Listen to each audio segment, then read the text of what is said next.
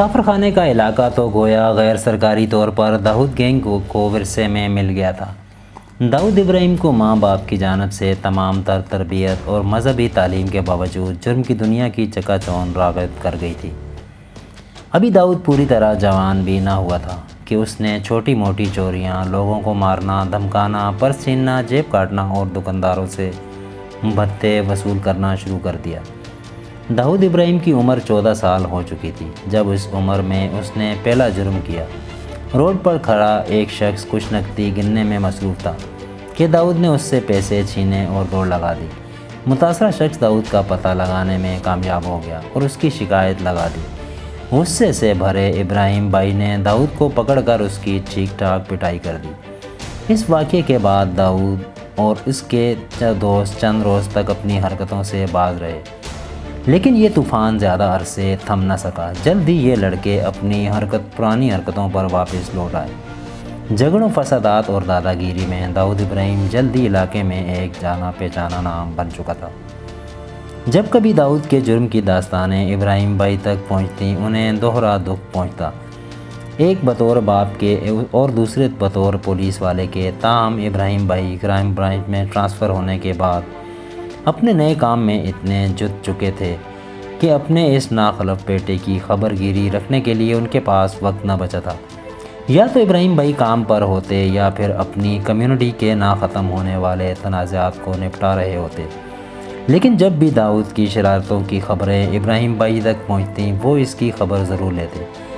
کئی مرتبہ ابراہیم بھائی نے داؤد کو مار مار کر کالا نیلا کر دیا، لیکن داؤد اپنے والد کے بہت روب میں تھا اور اپنی ماں کے سوا کسی کی بات پر کان نہ دھرتا تھا۔ کبھی کبھی طویل عرصے تک باپ اور بیٹے میں بات چیت ختم ہو جاتی تھی۔ ابراہیم بھائی داؤد سے اس لیے ناراض رہتے کہ وہ اسے اپنے اور اپنے خاندان کے نام پر دھبا سمجھتے، اور داؤد اس لیے ناراض رہتا کہ اس کی بڑی پٹائی کی گئی ہوتی تھی۔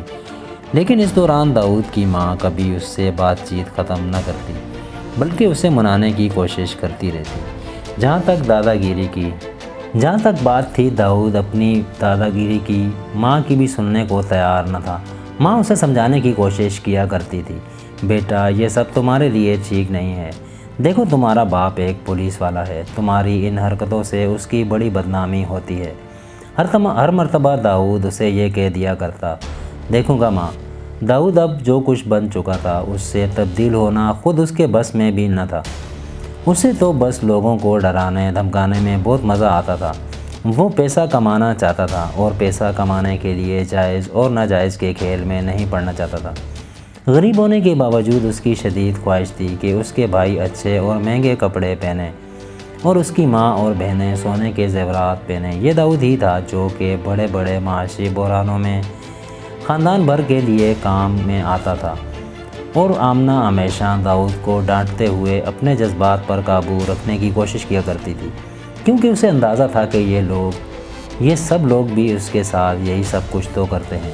یہ لڑکا جس نے ایک دن انڈر ورلڈ کا بے تاج بادشاہ بننا تھا، خود انتہائی قسم پرسی کی زندگی بسر کرنے پر مجبور تھا۔ ابھی داؤد کے پاس بہت وقت تھا، اسے بہت کچھ کرنا تھا۔ شاید اسی لیے جہاں 4 گنڈے کہیں جمع ہو جاتے داؤد بھی وہیں پایا جاتا۔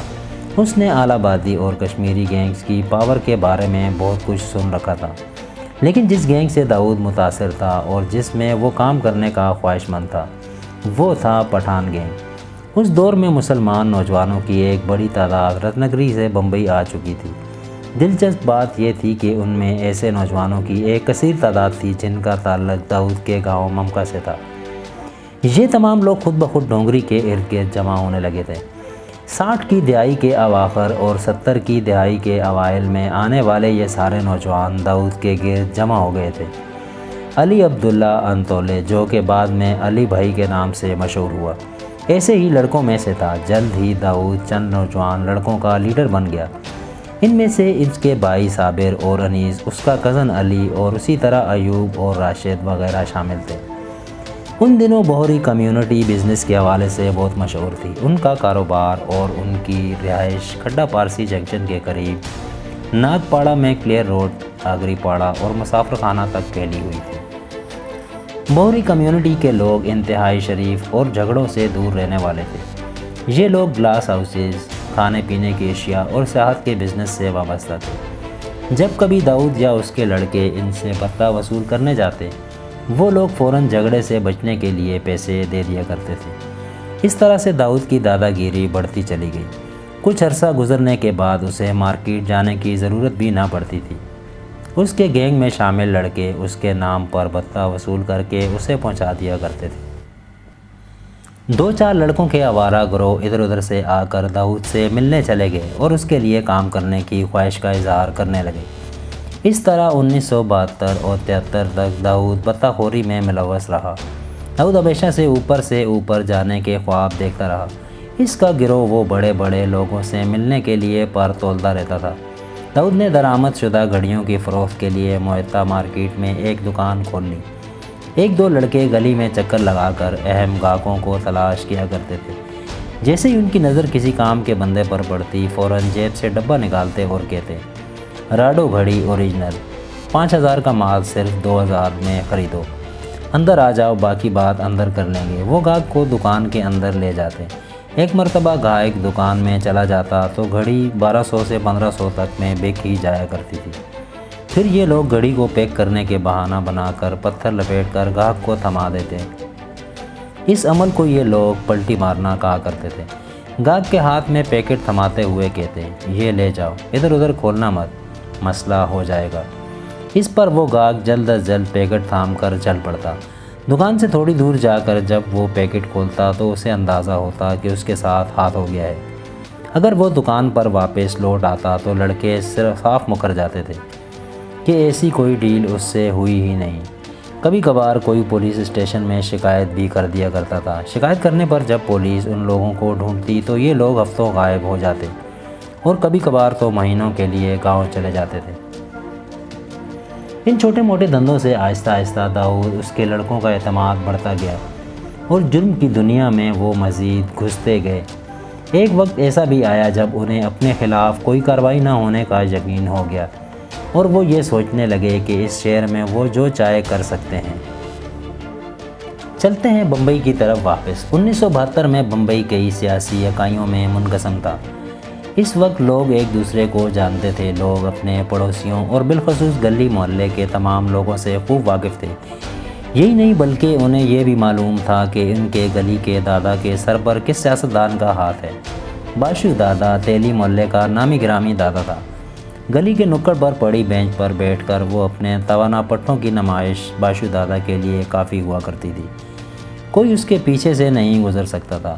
وہاں بیٹھ کر وہ بادام کا شربت پیتا اور کسی سے بھی لڑائی کے لیے تیار رہتا۔ باشو دادا اپنے چیلوں کے ساتھ عموماً شام کے وقت بیٹھک لگایا کرتا تھا۔ اپنے چیلوں کے اس دربار کے ذریعے وہ اپنی اس چھوٹی سی خود ساختہ سلطنت پر حکومت کیا کرتا تھا۔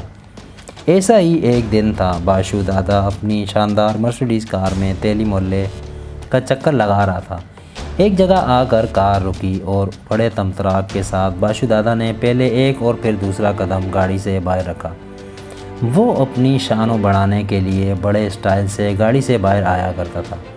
راشد دوڑتا ہوا آیا اور باشو دادا کے قدموں پر گر گیا۔ وہ کچھ عرصے سے باشو دادا کا بھتہ ادا نہیں کر رہا تھا۔ یہ بات مشہور تھی کہ باشو کبھی کسی کے سامنے نہ جھکتا تھا، یہاں تک کہ اپنے جوتے کے تسمے باندھنے کے لیے بھی نہیں۔ باشو دادا کے کارندے اس کا حکم بجا لانے کے لیے 2 مرتبہ اس کے سامنے جھک کر رضامندی کا اظہار کیا کرتے تھے۔ اس وقت فٹ بال کا ایک میچ شروع ہونے والا تھا۔ یہ ایک ٹورنامنٹ تھا جسے 1 ہفتے تک جاری رہنا تھا۔ ان دنوں کرکٹ ڈان لوگوں کا پسندیدہ کھیل نہ تھا جیسا کہ آج کل ہے۔ باشو دادا کے کارندے بھی فٹ بال کے بڑے دل دادا تھے۔ میچ شروع ہونے والا تھا اور 90 منٹ کے لیے باشو دادا سلطنت کے سارے امور رک جایا کرتے تھے۔ ایسے موقع پر باشو دادا کی بیٹھک ایک میلے کا سماں پیش کیا کرتی تھی۔ ان دنوں میچ کی کمنٹری صرف ریڈیو پر ہی سنی جا سکتی تھی، اس لیے دادا کے مزاج کے مطابق ریڈیو سیٹ کر دیا جاتا اور ایسا ماحول بنایا جاتا کہ باشو دادا کو کچھ بھی ناگوار نہ گزرے۔ ریڈیو کی فریکوینسی کو کھیل کے میدان پر سیٹ کر کے چارپائیاں ڈال دی جاتی اور ٹھنڈا ٹھار بادامی شربت توازہ کے لیے ہر دم تیار رکھا جاتا۔ لیکن آج مسئلہ یہ تھا کہ ان تمام جنون سے قبل اسے راشد سے نمٹنا پڑ گیا تھا۔ وہ اپنی بوئیں اوپر اور نیچے کر کے راشد کی صورت میں مسئلے کی نزاکت کا جائزہ لیتا رہا۔ مہاراشٹر کی ریاستی اسمبلی کے انتخابات قریب تھے۔ عمر کھڈی کا حلقہ باشو دادا کا گڑھ تھا اور باشو دادا یہاں کسی قسم کی گڑبڑ دیکھنا نہیں چاہتا تھا۔ البتہ باشو دادا کو خطرے کی گھنٹی بجتی محسوس ہو رہی تھی۔ دادا بالاخر راشد بولا۔ راشد کی آواز میں کپکپاہٹ کو محسوس کرتے ہوئے باشو دادا نے اپنے چہرے پر ذرا سی مسکراہٹ کو جگہ دی اور راشد کی جانب دیکھا۔ راشد نے کہا، دادا الیکشن آ رہے ہیں۔ باشو نے کمر سیدھی کی اور چارپائی پر ٹیک لگائی تھی۔ راشد نے بم گرا دیا، مولانا بہت اکڑ دکھا رہا ہے۔ راشد کی بات سنتے ہی باشو اٹھ کھڑا ہوا۔ راشد کا اشارہ مسلم کمیونٹی کے امام مولانا ضیاء الدین بخاری کی جانب تھا۔ اب تک مولانا صاحب کو باشو دادا کی مکمل حمایت حاصل رہی تھی۔ باشو دادا کا سیاسی اصول سیدھا سادہ تھا۔ اس کے حلقے سے الیکشن وہی جیتتا تھا جو کہ اسے زیادہ سے زیادہ پیسہ اور عزت دیتا تھا۔ وہ اپنی چارپائی پر بیٹھ کر گہری سوچ میں گم ہو گیا۔ تھوڑی دیر توقف کے بعد باشو نے بڑے ہی جوشیلے انداز سے کہا، کسی کو اس بات کی اجازت نہیں کہ وہ باشو کی مدد کے بغیر جیت سکتا ہے۔ اب تو اسی مہینے مولانا ضیاء الدین ریاست مہاراشٹر کی قانون ساز اسمبلی کے انتخابات مسلم لیگ کے ایک نمائندے کے ہاتھوں ہار گئے۔ مولانا کو اندازہ تھا کہ یہ سب کیا دھرا کس کا تھا۔ مولانا باشو دادا سے بہت ناراض تھے۔ باشو دادا نے مسلم لیگ سے اپنا نمائندہ منتخب کرنے کو کہا۔ مسلم لیگ نے نور محمد کو منتخب کیا اور باشو دادا کی حمایت سے وہ الیکشن جیتنے میں کامیاب ہو گیا۔ مولانا اپنی کھوئی ہوئی عظمت حاصل کرنے کے لیے منصوبے بنانے لگا۔ ایک دن مولانا ایک عجیب تجویز لے کر ابراہیم کاسکر کے گھر گئے۔ دعا سلام اور عزت تکریم کے بعد مولانا نے ابراہیم بھائی سے اپنے عزائم کا اظہار کر ڈالا۔ ابراہیم بھائی، میرے ذہن میں ایک خیال آیا ہے۔ ہمارے لڑکے یوں ہی دن بھر آوارہ گردیوں میں مصروف رہتے ہیں، کیوں نہ ان سے کچھ تعمیری کام لیا جائے؟ ابراہیم بھائی جو کہ اب تک سن رہے تھے بولے، کیوں نہیں مولانا صاحب، بتائیے وہ ایسا کیا کر سکتے ہیں؟ مولانا صاحب بولے، کیوں نہ نوجوانوں کی ایک انجمن بنائی جائے؟ ابراہیم بھائی بولے، کیوں نہیں مولانا صاحب، جیسا آپ ٹھیک سمجھیں۔ ہماری قوم کے نوجوانوں کو صحیح راستہ دکھانا آپ بزرگوں کی ہی ذمہ داری ہے۔ میرے بیٹے تو آپ کی خدمت میں ہمیشہ حاضر ہیں۔ مولانا صاحب بڑی ہنسی خوشی ابراہیم بھائی کے گھر سے روانہ ہوئے۔ اب وہ اپنے منصوبے کے دوسرے حصے پر عمل کرنے کی غرض سے انہوں نے بمبئی ہائی کورٹ سے الیکشن کے نتائج کو چیلنج کر دیا۔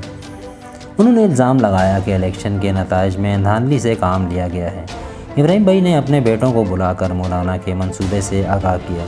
انہوں نے اپنے بیٹوں سے کہا، مولانا صاحب کی تجویز تو مجھے امید کی کرن نظر آتی ہے۔